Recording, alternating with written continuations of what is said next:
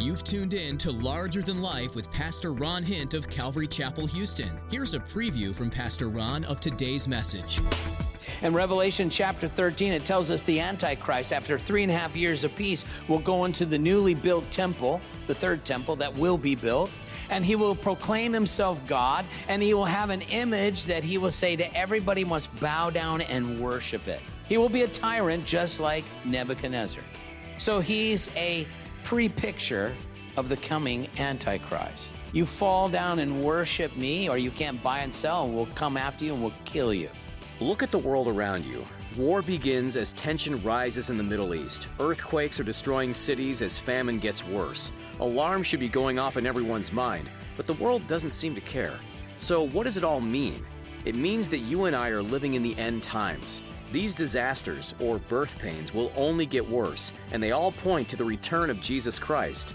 Today, Pastor Ron warns you that there is little time left, and if you haven't given your life to God, now is the time. Well, let's join Pastor Ron in the book of Daniel chapter 1 with today's edition of Larger Than Life. Then, with counsel and wisdom, Daniel answered Arioch, the captain of the king's guard. He found out what's going on. They had gone to kill the wise men of Babylon. He answered and said, "Why is this decree from the king so urgent?" Arioch made the decision known to Daniel. Verse 16, Daniel went in and asked the king to give him time that he might tell the king the interpretation. Now that's a bold request from Daniel, right? I mean, that's crazy he did that. But keep in mind, Daniel was really Nebi's favorite. He was 10 times wiser than the other guys. And he actually gave in. He gave him a little more time. What did Daniel do with that time? He went to his house and made the decision known to his 3 companions, and they might seek mercies from the God of heaven concerning this secret, so that Daniel and his companions might not perish with the rest of the wise men of Babylon. And so what they did is they gathered again. They immediately went to prayer. God, what are we going to do? And there's no better place to go. We talked about this on Sunday. We need to be a praying people. Psalm 34:17 says, "The righteous cry out, the Lord hears, and the Lord delivers them out of all their troubles." Do you believe that? You believe that? God does do that. We see it here because it says the secret was then revealed to Daniel in a night vision. And what did Daniel do? He blessed the God of heaven. Praise the Lord, And he said, "Blessed be the name of God forever and ever, for wisdom and might are his. He changes the times and the seasons." In other words, God's in control of all of his creation. He removes king. He raises up kings. He was the one who raised up Nebuchadnezzar to be God's vessel to punish his people. When he's done with him, he'll bring in the next king, King Cyrus, names him by name 200 years beforehand in prophecy. He gives wisdom to the wise and knowledge to those who have understanding. He reveals the deep and secret things, which is exactly what he just did. He knows what's in the darkness, and light dwells with him. And so Daniel proclaims, verse 23, "I thank you and praise you, the God of my fathers. You've given me wisdom and might, and you have now made known what we've asked for you've made known to us the king's demand." So he acknowledges everything from God. And again, this is a great lesson. Anything God does in our life, any blessing we have, any possession we own, any wisdom we have, any opportunity to use our hands in any way comes from God. Every gift, every talent, every ability. I think of Paul when he's writing to the Corinthian church. By the way, it was the most gifted church there was. But the problem is they really thought they were something. And they were bragging about it. So Paul has to write to them in 1 Corinthians 4:7. He says, "Who makes you differ from another?" In other words, you guys think you're special?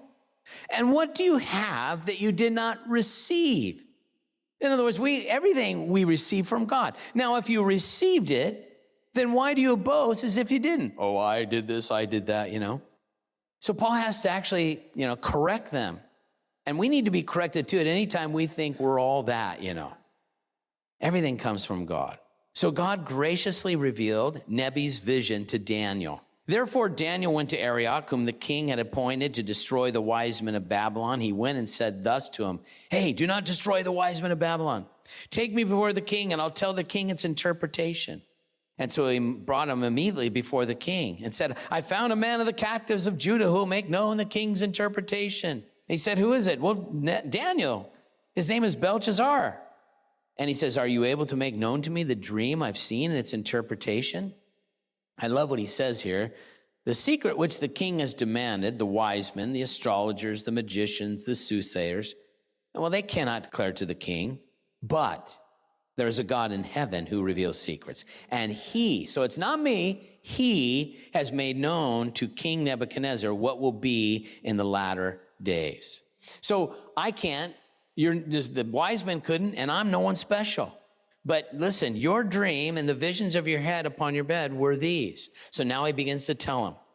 As for you, O king, verse 29, thoughts came into your mind while you were on your bed about what would come to pass after this. And he who reveals secrets has made known to you what will be. This is God revealing to you the future. But as for me, he reminds him, this secret has not been revealed to me because I have more wisdom than anyone living. I'm no one special, king. But for our sakes, who make known the interpretation of the king, that you may know the thoughts of your heart. So you, O king, were watching, and behold, a great image, this great image whose splendor was excellent, stood before you. Its form was awesome, just this huge form. And the image's head was fine gold. Moving down, its chest and arms were made of silver. Its belly and its thighs were of bronze. Its legs were of iron. Its feet partly of iron and partly of clay. Now you watched while a stone was cut without hands, which struck the image on the feet of iron and clay and broke them in pieces. Then the iron, the clay, the bronze, the silver, the gold were all crushed together and became like nothing, like chaff in the summer threshing floors. So that the wind carried it away. No trace was found. In other words, as great as it was, nothing left. But the stone that struck the image became a great mountain, filled the whole earth. Now this is the dream. Now we will tell its interpreter of it before the king. Now so this image, imagine this giant image that he sees, gold and silver and bronze and iron and clay, and this rock comes and crushes it. But he says, here's the interpretation. You, O king, are a king of kings. You're the world leader right now. And the God of heaven has given you a kingdom, power, strength, glory. And wherever the children of men dwell, or beasts of the field, or birds of heaven, he has given them into your hand. He has made you ruler over them all. You are the head of gold. So Nebi, congratulations. You're this big gold world governing power. You got a big head. You're going to see that later on too. But after you will rise another kingdom inferior to you. So you'd probably like to hear that. And that's the chest of silver, right? And this represents the next governing power. This would be Medo-Persian, and they would rule for the next 208 years. By the way, Babylon ruled for 66 years.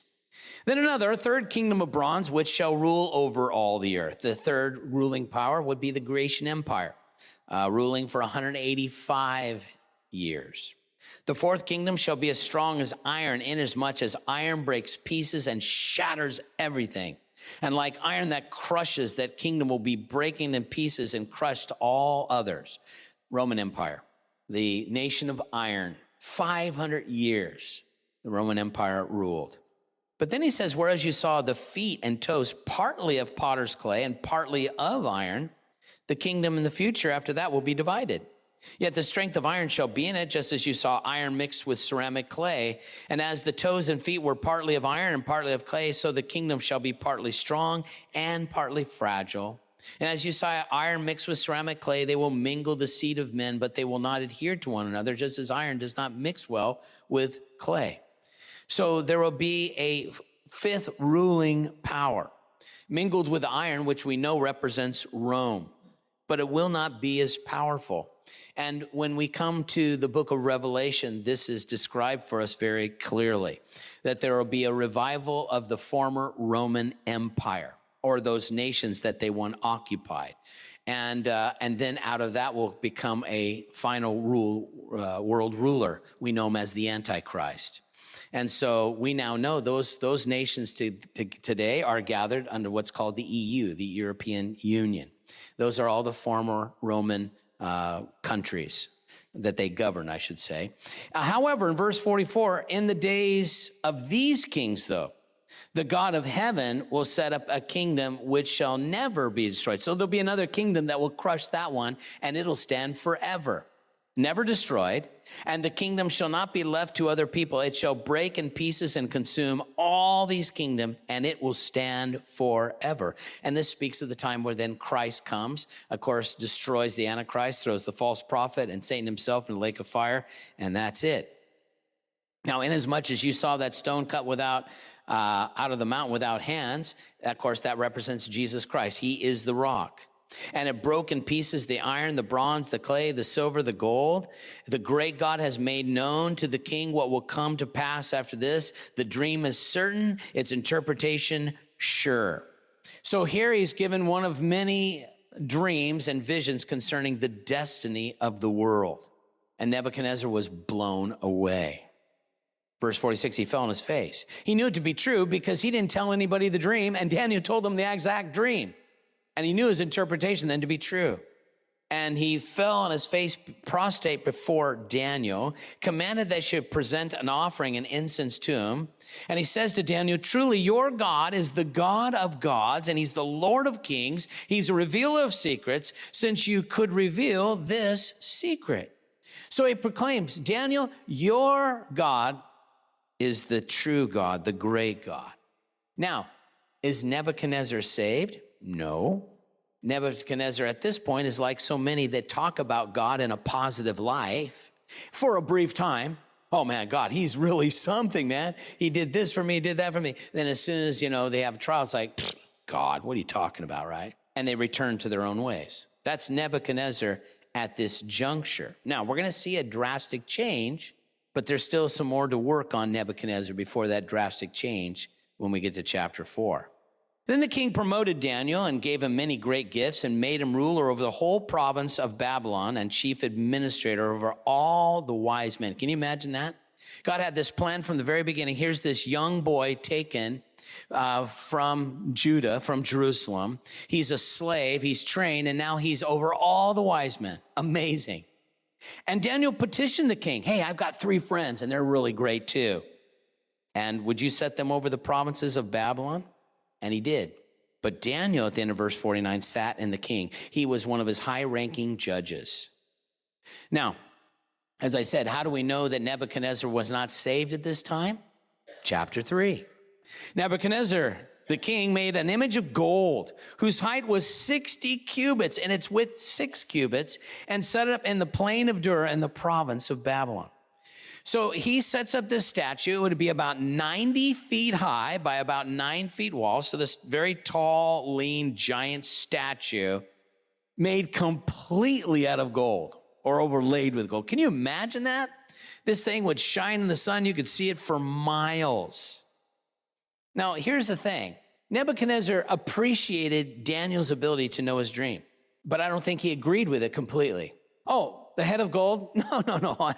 There's not going to be any other kings of me. It's the whole thing of gold, right? The whole thing. I'm it. I'm all there is.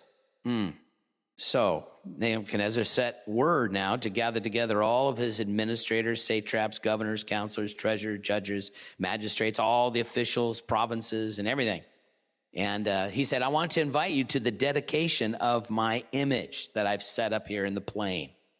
So they're all there for the dedication of this image. They've gathered together in verse 3, and Nebuchadnezzar had it set up, and they stood before the image that Nebuchadnezzar had set up. So they're all standing there looking at this thing. And now a herald cries out, of course, under the command of the king. It's been commanded to all of you people, all the nations and languages, that when you hear the sound of the horn, the flute, the harp, the lyre, and psaltery in symphony, with all kinds of music. So you're going to hear this special song with all these instruments that I've put together, the special Nebuchadnezzar songs, whatever it is, You fall down and now I want you to worship this golden image that Nebuchadnezzar has set up. So he tells everybody here. So everybody had to make a trip to the plain. Little do they know their king's on an ego trip, right? And he says, I want you to all bow down when you hear the special music and symphony to my image. Now, whoever doesn't fall down and worship will be cast immediately into the burning fiery furnace. Just so you know. mean, Mr. Nice Guy, at least he's letting him know what's going to happen if you don't do it. So at that time, when all the people heard this sound and symphony, everything, all the people, the nations, the language, they fell down. What a surprise, right? And they worshiped the gold image, which King Nebuchadnezzar had set up, right? By the way, this is a coming picture of what it's going to be like during the Great Tribulation. In Revelation chapter 13, it tells us the Antichrist, after 3.5 years of peace, will go into the newly built temple, the third temple that will be built, and he will proclaim himself God, and he will have an image that he will say to everybody must bow down and worship it. He will be a tyrant just like Nebuchadnezzar. So he's a pre-picture of the coming Antichrist. You fall down and worship me, or you can't buy and sell, and we'll come after you and we'll kill you. Now, just imagine here in this setting, you have this mass of people worshiping this statue. And it's in this large plain. So imagine a flat plain, and everybody is this large statue that's glistening in the light, and everybody's down on their faces. They're not just, they're on their faces. But in the distance, you see 3 young men standing up. You could not miss them. They're like, what's going on back there? Check this out, you know. So at that time, verse 8, Chaldeans came forward and accused the Jews and said to the king, O king, live forever. You, O king, have made this decree that everybody hears the sound and symphony. You must fall down and worship your gold image. Verse 11, and whoever does not fall down and worship shall be cast in the midst of the burning fiery furnace. Oh yeah, that's right. Well, guess what? Verse 12, there are certain Jews who you've set over the affairs of the province of Babylon. Oh, by the way, you promoted these guys, by the way. Yeah, they were jealous of these guys. We see that later, how jealous they are of Daniel. They're always conspiring how to get rid of him. And they accuse Shadrach, Meshach, and Abednego, saying, these men, O king, have not paid due regard to you. They do not serve your gods of worship of gold image that you've set up. Nebuchadnezzar was enraged and furious. He blew a gasket again, you know. You bring these 3 guys. So they brought them before the king, and he spoke to them saying, is it true, you guys, that you do not serve my gods or worship the gold image I've set up? Now, let me calm down. If you're ready, at the time you hear the sound of the psaltery again and the symphony of music, and you fall down and worship the image which I've made, it'll all be good again. I'm giving you a chance because you guys were 10 times smarter than the other guys. I've given you a chance, and I like you guys. He gives them an opportunity. But if you do not worship, you will be cast immediately into the midst of the burning fiery furnace. And who is the God who will deliver you from my hands? You don't have a chance. And he answered, oh, Nebuchadnezzar, we have no need to answer in this matter. You already know the answer, really. We don't need to say anything. This is a non-negotiable for this. Our God, we're Jews. You've changed everything about us, but we still have God in our hearts. And God said, you shall not bow down before any idol. And we won't. So, throw us into the fire. Go ahead. Because verse 17, if that's the case, our God whom we serve is able to deliver us from the burning fiery furnace. And he will deliver us from your hand, O king. Man, that's bold, isn't it? These guys are so bold. And so, man, we appreciate, we see, you know, sometimes we're put in situations and we back down, but we have to appreciate, wow, look at them. They put it on the line. In fact, you know, what if God doesn't? What if God doesn't spare them? Well, they talk about that in verse 18. But if not, if God chooses to take our lives, that's okay as well. Because we'll be with the Lord. But let it be known to you, O king, we do not serve your gods, nor will we worship the golden image which you've set up. Now, man, these guys are something else, man. You can do whatever you want, and we're not bowing down before your statue. Man, you've got to think he's going to blow another gasket again. He does. Man, this guy is he's a hothead. He's, right? Nebuchadnezzar was full of fury. I mean, that's the best way to say he's enraged. And the expression on his face changed. I bet it did. He just got so heated. And he said, I want you to heat that furnace 7 times more than it's usually heated. Can you just, we don't know what that means, and just get it as hot as you possibly can. I want these guys just fried. And he commanded certain mighty men of valor, get my best soldiers, grab those guys. Don't let them get away. and bind these 3 guys and cast them into the burning fiery furnace. Then these men were bound in their coats, their trousers, their turbans, other garments. It lets us know that they were fully clothed in their apparel, that they would be administrators. And they were cast into the midst of the burning fiery furnace. Therefore, because the king's command was so urgent and the furnace exceedingly hot, that the flame of the fire killed those who took up these 3 men. So it was so hot, those guys putting them in just were fried. And these 3 men, Shadrach, Meshach, and Abednego, fell down bound in the midst of the fiery furnace. The end. Nope, not the end. Then King Nebuchadnezzar was astonished. He arose in haste and spoke, what's going on here? Did we not cast 3 men bound in the midst of the fire? Oh yeah, true, O king, true. Well, look, I see 4 men loose, walking in the midst of the fire. Woo, that's awesome, right? They're not hurt. And the 4th is like, isn't that interesting that the Bible puts this in the Old Testament, like the Son of God? And that makes it so clear that we know what this is. This is a theophany or a Christophany. This is a pre-incarnate visitation of Jesus Christ, the second person of the Godhead. Sometimes say, well, I thought Jesus didn't come into existence till Bethlehem. No, not in human form. That's why I say it's pre-incarnate. Jesus is said in Hebrews 13:8 to be the same yesterday, today, and forever. He's eternal. He always has been. He's the second person of the Godhead. And here we see another truth. God tells us in the book of Hebrews 13:5, I'll never leave you. I'll never forsake you. That's true of us, and it's true of his saints back then. So God is with his people in the fire. And you can't think of a more graphic illustration of how it is with us when we're in the fire. We're in our fiery trials, right? That we have. You know, God is with us. He's along with us. I can honestly say I know God has been with me every time. I may not like it, but he is a protector. And he doesn't take us through anything that he's not going to be with us all the way through. Listen to Isaiah 43 and verse 2. God says, when you pass through the waters, I'll be with you. When you go through the rivers, they won't overflow you. When you walk through the fire, you'll not be burned. The flame won't scorch you. I'll be with you. For I'm the Lord your God, the Holy One of Israel. I am your Savior. What a great passage. And they probably knew that passage from Isaiah, who was a contemporary, actually a little bit earlier than these guys. And maybe that got wind of them. Either way, they were like, we're living that, man. Now, because we serve Jesus and we walk with the Lord, that doesn't mean that we'll be kept from death, because one day we'll all die. Hebrews 9:27 tells us it's appointed to all men to stand before the Lord and die one day. But we have the promise that while we're in this life, he's with us. And when we pass from this life, we're going to be in his presence. So there's much comfort. There is much comfort. And here are these guys in the midst of a fiery trial, and literally, and God says, I'm going to spare these guys. I got a plan for them. So Nebuchadnezzar, verse 26, went near the mouth of the burning fiery furnace. And he spoke, Shadrach, Meshach, Abednego, servants, notice this, of the Most High God. Come out, come here. Then these 3 men came from the midst of the fire.